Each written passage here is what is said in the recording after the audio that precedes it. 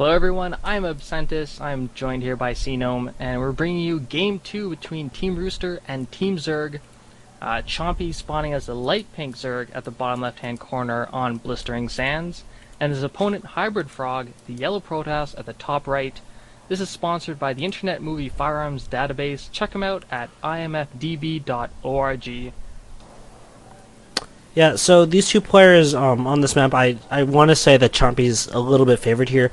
I've just been more impressed with his play overall. HybridFrog has a very powerful foregate, but I do like these rocks on Blistering Sands, and they seem that, I think that Chompy would just use them very well.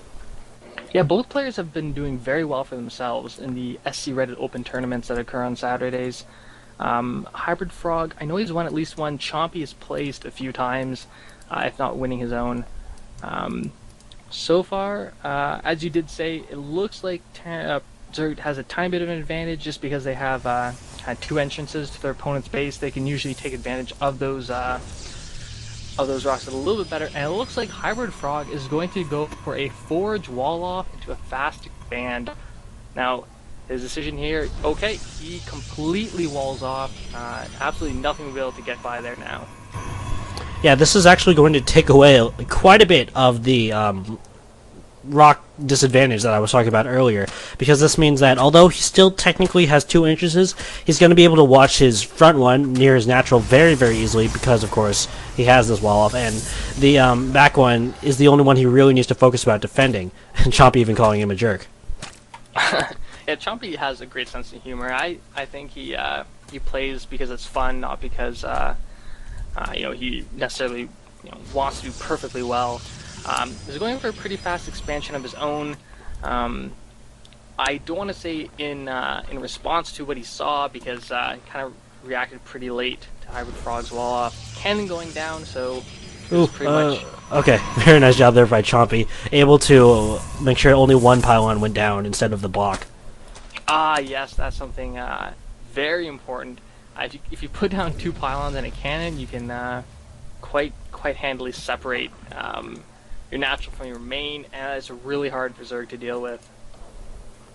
Yeah, so I actually get that feel that the player's just playing for fun from Chompy and from Avoid. Avoid just seems like he's just really enjoying everything he ever does whenever he's playing. It's so, I don't know, unique. Yeah, you should definitely check out his games. I'm pretty sure there are more on youtube.com/screddit, if that's where these videos are going to be. Or if you ever have the chance to watch a tournament or a King of the Hill where Avoid or Chompy is playing, check him out. HybridFrog now getting down his expansion, no gas. This is exactly what you do when you're fast expanding as Protoss. Chompy taking this time, he's economically a little bit ahead, 2 workers, and he's also getting gas right now. Yeah, there's a ping on the mini-map from one of the spectators. I assume that this means that HybridFrog is just going to be planting down a cannon or two behind those rocks, just to make sure that mass Zergling, at least, won't be able to break those down. Yeah, those rocks are always a liability, and I imagine, yeah, cannons would mitigate that somewhat. Chompy sending a couple lings up. He might test the front just to see what's there. He's sending now one up to the rocks. And we're going to have one Soul Zergling valiantly chomping away at those rocks.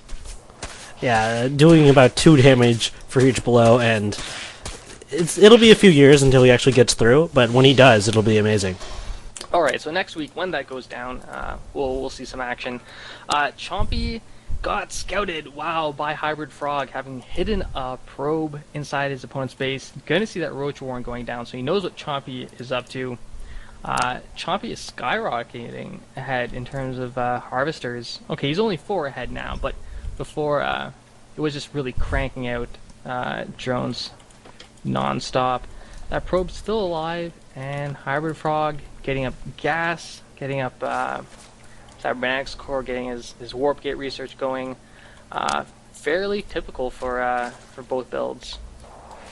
Yeah, I do really like roaches on this map, just because, again, those rocks, it's very nice to have a way to attack them without being, attacked in return. And they also do pretty well against this wall. Looks like HybridFrog is going to be planting down a a cannon at his rock, so he will be able to kill that Zergling. Unfortunately, he will not survive until next week when he would eventually break through those rocks.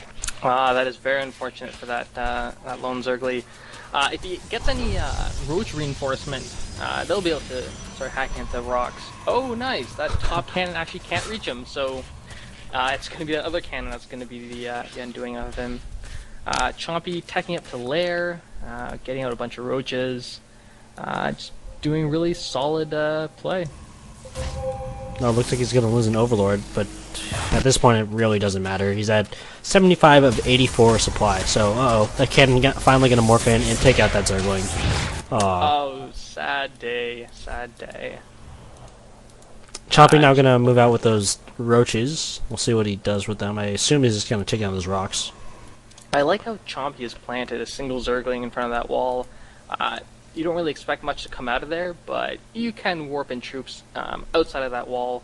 So he'll keep a really nice eye on it. So essentially Chompy has map control right now. He's got a whole bunch more roaches coming in. Very nice force. Also getting a Hydrogen up. Meanwhile, his opponent also getting a Robo Facility and a Twilight Council. So, kind of a strange choice going for both. You know, in general, you want to see one or the other, but both seems a little ambitious. Well, he is on 2 bases. You know, he can afford that. He's only getting 4 warp gates. I imagine he'll get Blink just so that he can get around his own. Oh, nope. Take that back. He's actually working on the destructible rocks himself. So it looks like he's content with opening that up. Meanwhile, Chompy is expanding, and yeah, at the same time, HybridFrog wants to bust out the back of his base. Yeah, Chompy, I think he probably could have grabbed the gold. He did have those roaches out for quite a while. He probably could have just worked away at those rocks. Looks like those rocks have gone down in the back of HybridFrog's base. He's got a pretty decent army. I don't think he's going to feel too comfortable pushing out with this. I mean, for the game, but he will, you know, just use them to do a little bit of scouting. Yeah, he's at a pretty big food disadvantage. He's only at 68. Chompy's at 107. Checking that watchtower, he's going to be able to see that there's a base up. Going to engage now. Force field not doing anything. And those roaches moving closer and closer, and it's going to be able to mop up these forces no problem. Yeah, so this is, you know, sometimes you just should let your opponent get away with this. So the knowledge of the base is more important than actually taking it out at this point, because he's just, you know, he's going to lose so many things. There's just a high risk factor and not much reward, because Chompy can just plant it down again with this very solid map control. Yeah, he did work away at those destructible rocks a bit, didn't get those down. He's got a pretty formidable Roach, Hydra force. Now he's just constantly pumping out more of both. Gonna secure that expansion, and he's keeping his troops in a very nice location. He's definitely got an eye out on HybridFrog, who can't get out other than by air at the moment, without being noticed. Yeah, it looks like he actually might push against this front, and that's very easy to do with the Hydras. Your Roaches probably will be in the range of those cannons.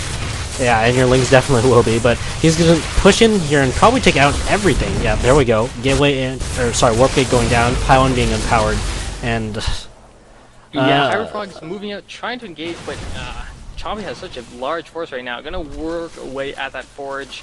It might just go in straight for that natural. HybridFrog really does not have the forces needed with it. He's throwing down a whole bunch more gateways, and Chompy right now is just going to go to town on HybridFrog's Nexus. Just focus firing that, ignoring all else. Down it goes, and now he's going to be engaging the army. Yeah, absolutely. Chompy going to be able to do a lot of damage over here. I'm not sure if he has enough to actually seal this, but he should be satisfied knowing that he got down that base, knowing that his opponent's army is going to be essentially crippled. He actually might have enough to, yeah, force his opponent out of this. Yeah, Chompy now going to go for that pylon, going to unpower those cannons. At this point, you should just be content with taking out these cannons, denying the expansion, and macroing up. HybridFrog moving down. I think those stalkers are definitely going to be enough. Plus, ooh, nice blink micro, keeping the wounded ones in the rear. Going to be able to clean that up. But if you take a look at the center of the map, Chompy has another nice impressive force of Roach, Hydra, and the third base up. Economically, he's hugely ahead, 56 to 26. And HybridFrog right now, I think he's going to go for an attack. I don't know how well that's going to do. Yeah, something I want to mention as well is the creeping that Chompy's doing.